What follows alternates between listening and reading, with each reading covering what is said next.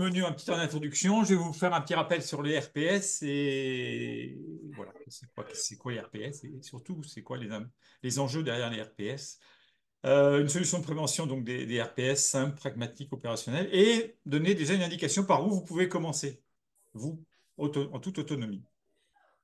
Alors déjà, je me présente, qui je suis. Donc, je suis Denis Rabault, je dirige ma société Vision Eco-Action. Je suis ingénieur arts et métiers Gazar, donc j'ai travaillé plus de 30 ans à des postes de manager dans différentes industries, donc 10 ans au Québec, et j'ai travaillé en tant que directeur d'usine en particulier, dans la sous-traitance automobile et aéronautique. Donc, j'avais connaissance des enjeux justement par rapport à tout ce qui était des URP et puis la gestion des risques, hein, la prévention des risques. Aujourd'hui, je suis coach professionnel, formateur et consultant QVCT. Je suis aussi praticien Appreciative Inquiry. Voilà. C'est une méthode de coaching en équipe, mais aussi en individuel. Donc, j'ai un organisme de formation certifié Calliope. Je suis partenaire auprès de l'ANACT, auprès de qui j'interviens, donc l'Agence nationale de l'amélioration des conditions de travail. Je suis coach bénévole à 60 000 rebonds Occitanie. Donc, c'est une association qui aide les entrepreneurs qui ont déposé le bilan à rebondir, soit à relancer une activité, soit à repartir dans le salariat. Et je suis bénévole et adhérent à la fondation FACE, donc qui est une fondation pour l'inclusion.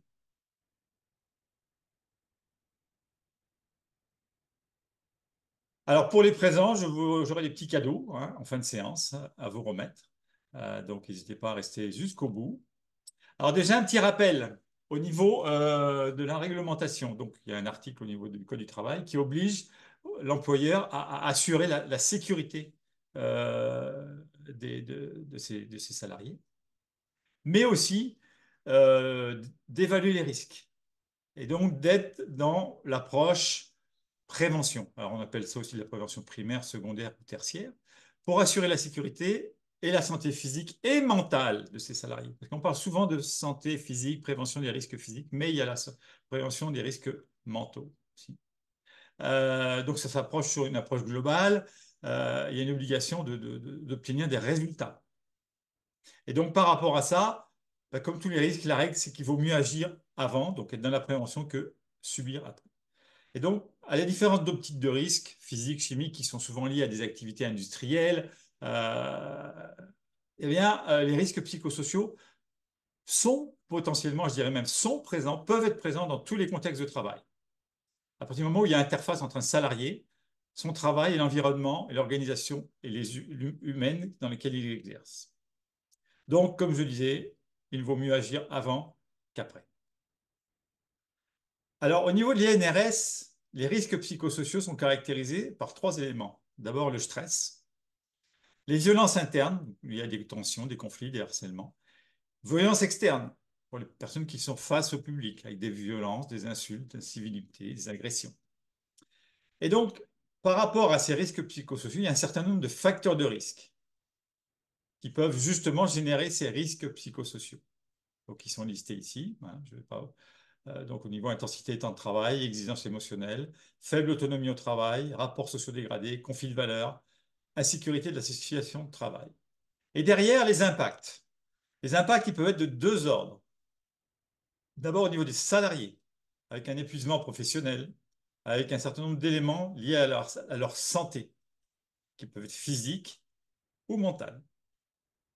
Et derrière, les conséquences aussi pour l'entreprise, en particulier par rapport à sa performance, son activité, son fonctionnement, qui peut générer des dégradations, des perturbations. Alors, au niveau, c'est obligation de prévention, juste un petit rappel.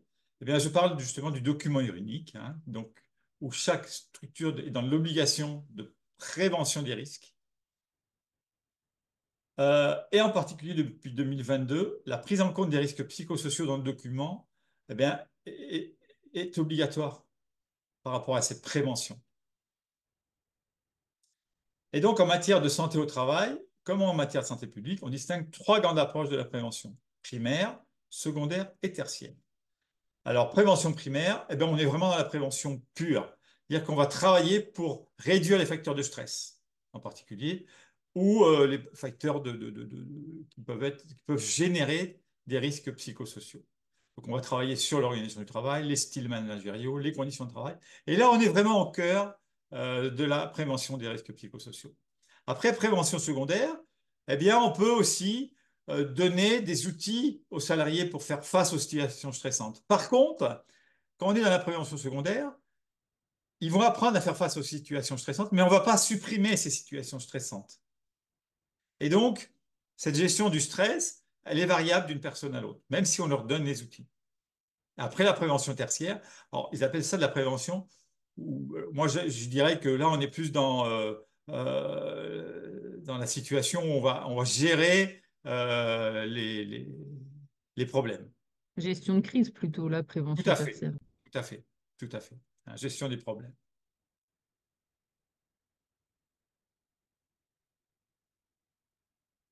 Donc, au niveau de la prise donc, en compte de ces risques psychosociaux, il y a quatre approches possibles. D'abord, au niveau des enjeux, il y a la notion des enjeux juridiques, donc on l'a vu, d'enjeux sociaux, bien sûr, par rapport aux équipes, et d'enjeux économiques, avec les risques économiques qui sont liés justement à ces problèmes générés par les risques psychosociaux. Donc, il y a la prévention, que j'appellerai moi ici la prévention primaire, et après, il y a trois éléments qui peuvent être faire cesser, réparer, sanctionner, qui correspondent aux préventions secondaires ou tertiaires. Donc la prévention primaire, eh bien, on est dans l'investissement. L'investissement avec un retour sur investissement. Alors des retours sur investissement, souvent ils sont pas tangibles, mais ils peuvent être assez significatifs par rapport à la réduction de l'absentéisme et du turnover, amélioration de la productivité, réduction des accidents de travail, amélioration de l'image de l'entreprise. Donc vous voyez, c'est des impacts qui sont pas souvent chiffrables, hein. Dans notre société, on parle souvent de chiffrables, mais qui sont là. Donc, c'est des impacts positifs par rapport à la réduction des litiges et des conflits sociaux. Voilà. Donc, et on va créer à travers ça une culture d'entreprise positive. Dans l'autre cas, on est dans des coûts avec justement des pertes financières, des pertes de temps, d'efficience, d'ambiance, d'engagement. Et donc, ça va affecter quoi? Tout simplement, eh bien, le bien-être des salariés, bien sûr, mais aussi la performance de l'entreprise. Alors, cette solution de prévention primaire dont je voulais vous parler, elle est simple, facile à déployer. Elle est pragmatique, adaptée à l'action concrète et elle est opérationnelle, prête à être mise en service. Et moi, c'est des termes qui me parlent beaucoup, ayant été avant, pendant 35 ans dans les opérations, à des postes de responsable de production, directeur d'usine. Je veux dire, l'aspect simple, pragmatique et opérationnel, c'est vraiment ce que je cherchais. Et donc, la mise en place d'une démarche qualité de vie et des conditions de travail va répondre justement à cette solution de prévention primaire. Alors, juste un petit rappel, je vais aller rapidement là-dessus. D'où ça vient cette démarche QVCT? Ça vient d'accords nationaux interprofessionnels de 2013 où les partenaires sociaux avaient mis en place la QVT. Alors, cette QVT, au départ, elle a été un peu mal, je dirais, mal mis en place parce que on parlait souvent de salle de repos, de massage, de séances de sophro, de corbeille de fruits. Voilà. Il n'y avait pas que ça, mais c'est souvent de quoi on parlait. Et donc, les partenaires sociaux ont souhaité en 2020 changer le terme. Et c'est là d'où vient le C pour créer la qualité de vie et des conditions de travail, la QVCT. Et donc, la QVCT, le but, c'est déjà laisser la possibilité pour les salariés et tous les salariés de s'exprimer sur leur travail et expérimenter de nouvelles façons de fonctionner dans l'entreprise. Cette QVCT aussi vise le travail, les conditions de travail, la possibilité qu'elles ouvrent ou non de faire du bon travail dans une bonne ambiance. Et le troisième élément, c'est que cette QVCT, bien sûr, va concilier les conditions de travail, mais aussi permettre d'améliorer la performance globale des organisations. Donc et derrière le mot performance, pour moi, c'est pas un terme, c'est pas un gros mot. Souvent, on dit performance, on va parler d'aspect financier. Non, moi, je parle de côté efficience quand on parle de performance. Donc, il y a l'aspect financier, bien sûr, mais il y a l'aspect social, l'aspect bien-être des salariés, des équipes. Et là, on va répondre aussi à un volet important. On parle de RSE, et là, on va répondre directement au volet social de la RSE. Les 600 de la qualité de vie et des conditions de travail. Alors, on a vu tout à l'heure les facteurs de risque, hein. Donc la source, c'est l'INRS, Institut national de recherche et de sécurité. Eh bien, en face de ça, la démarche QVCT va permettre de travailler sur les 600 qui sont présents là. Donc, relations au travail, climat social, contenu du travail, santé au travail, compétences et parcours professionnels, égalité professionnelle pour tous, management participatif et engagement. Et ces trois pétales, ces 6 champs, pardon, ces 6 pétales, vont permettre de répondre aux facteurs de risque qui génèrent des risques psychosociaux. Et ça, la source, c'est l'ANACT. Étant intervenant auprès de l'ANACT, c'est sur cette approche que je travaille. Alors, les 4 étapes de la démarche QVCT. Là, on va rentrer dans le vif du sujet. Donc, ces 4 étapes, donc d'abord, concevoir la démarche QVCT. Alors, l'approche que je propose, au niveau de la conception de cette démarche QVCT, va s'appuyer sur un trinôme paritaire. Alors, composé d'un représentant de la direction, un représentant des salariés, un élu, ou s'il n'y a pas d'élu, un représentant, quelqu'un qui a, je dirais, une approche de leader naturel de représentation des salariés, et un salarié volontaire qui a une appétence pour la QVCT. Et donc, avec ce trinôme, je vais les accompagner pour communiquer la démarche dans l'organisation, pour faire appel au volontariat dans l'organisation, et pour créer un comité QVCT sur la base de volontaires. Et le travail de ce comité va être primordial après, va être d'abord là pour créer la culture. C'est quoi les valeurs qu'on veut véhiculer au travers de la mise en place d'une démarche QVCT? C'est quoi l'objectif? Donc ce comité va créer ça. Et je vais les accompagner à faire ça à travers le trinôme. Et ensuite, ce comité va établir un diagnostic, soit sur la base déjà d'une auto-évaluation des risques psychosociaux, soit à travers d'autres outils que je vais fournir pour permettre justement au comité de faire ce diagnostic et d'identifier les actions prioritaires. Parce qu'on ne peut pas tout faire en même temps, hein, et c'est bien de démarrer, mais derrière d'aller au bout de ce que l'on met en place. La troisième étape, justement, qu'on aura identifié des actions prioritaires, des chantiers, on va créer des groupes de travail sur la base de volontariat en faisant appel aux salariés. Et donc, ces groupes de travail vont expérimenter des actions qu'ils feront valider par le comité après. Et enfin, pérenniser la démarche parce que moi, je vais accompagner donc les structures pendant quelques mois. L'approche que je propose, c'est sur 8 séances, 8 demi-journées, étalées sur plusieurs mois, de façon à laisser du temps entre chaque séance pour pouvoir mettre des actions en interne. Mais le but, c'est que ce comité, derrière, il soit autonome.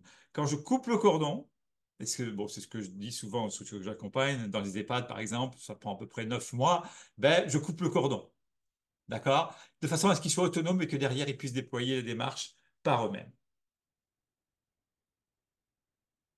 Est-ce que c'est clair là? Est-ce que vous avez des questions par rapport à cette démarche?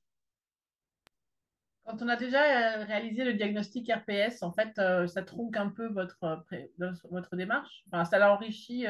On Il y peut a moins de travail à s'adapter, faire. on peut raccrocher les wagons. On peut raccrocher les wagons. Mais ça, c'est à évaluer individuellement, cas par cas, par structure, en fonction de la situation où ils en sont.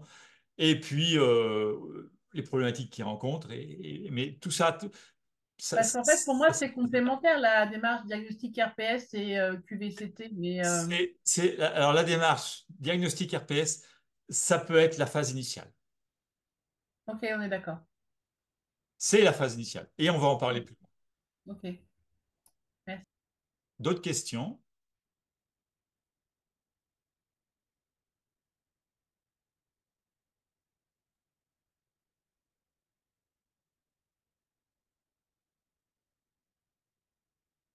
Non, pas de questions particulières? Ok, je vais avancer.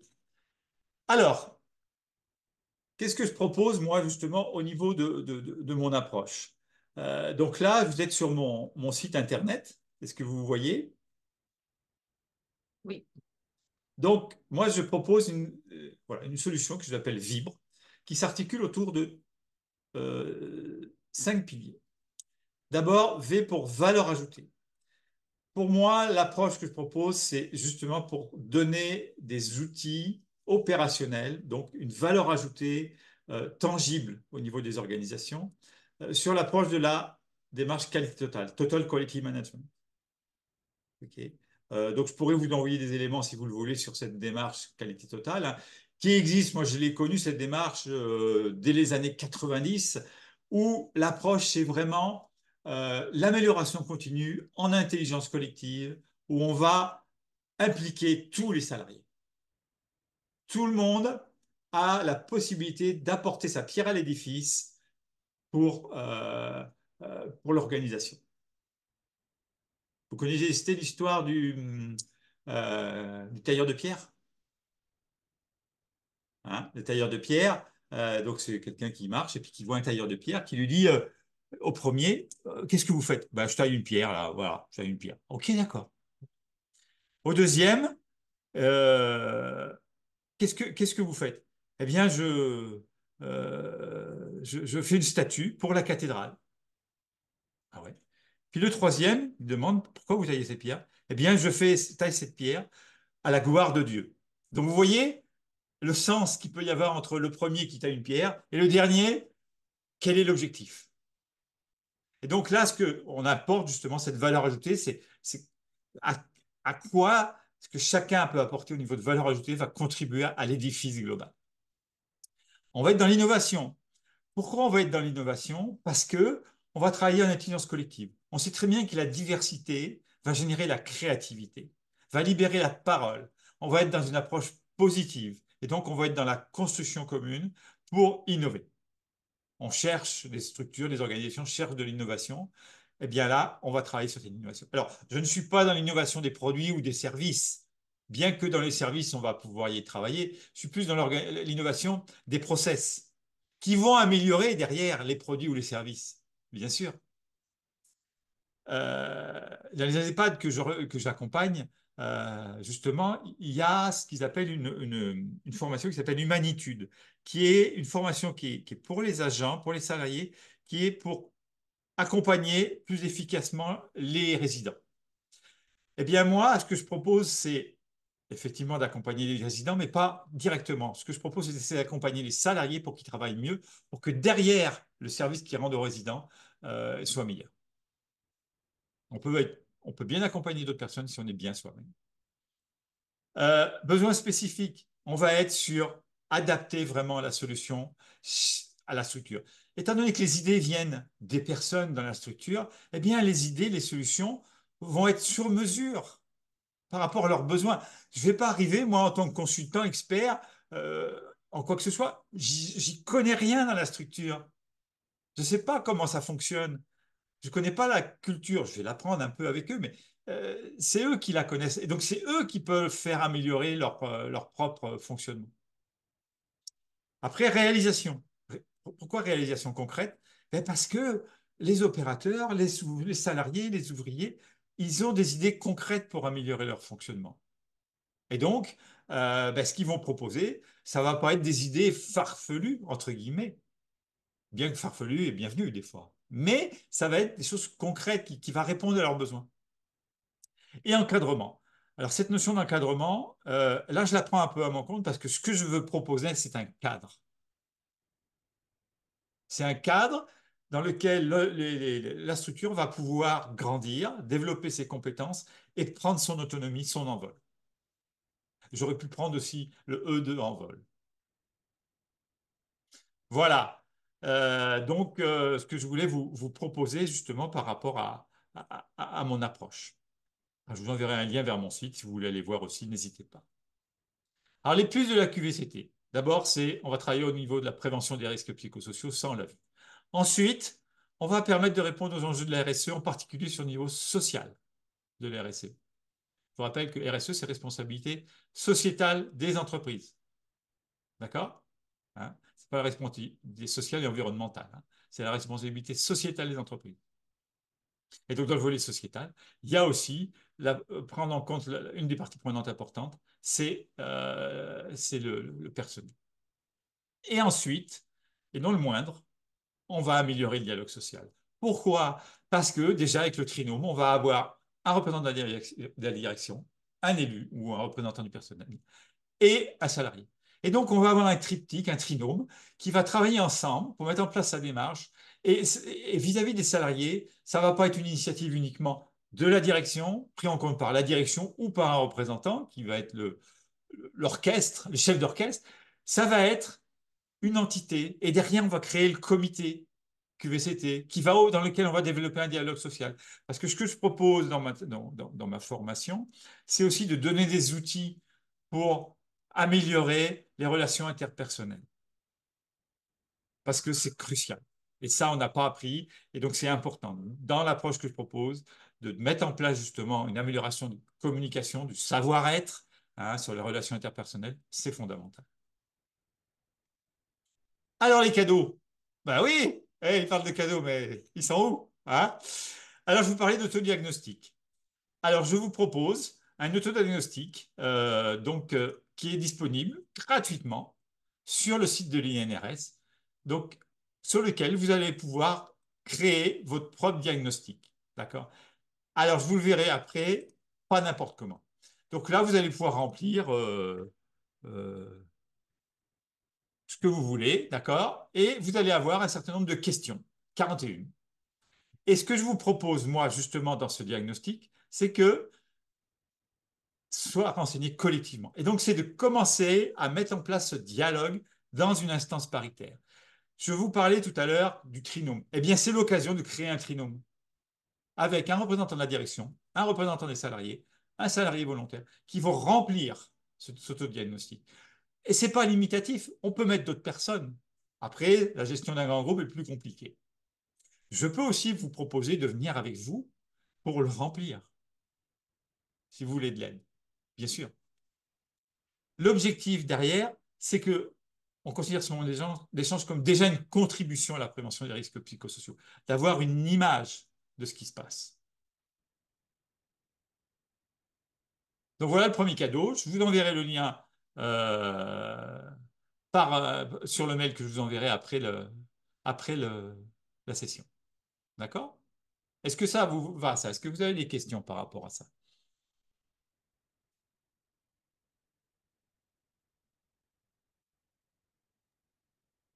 Et ensuite, derrière, vous allez oublier, eh bien, on va possibilité d'avoir un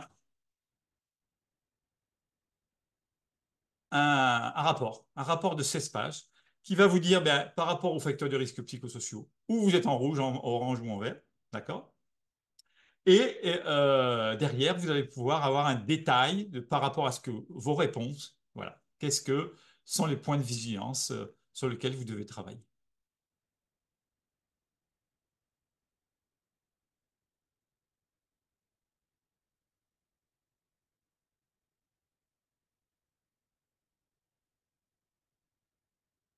Alors, hop là, on va revenir sur la présentation.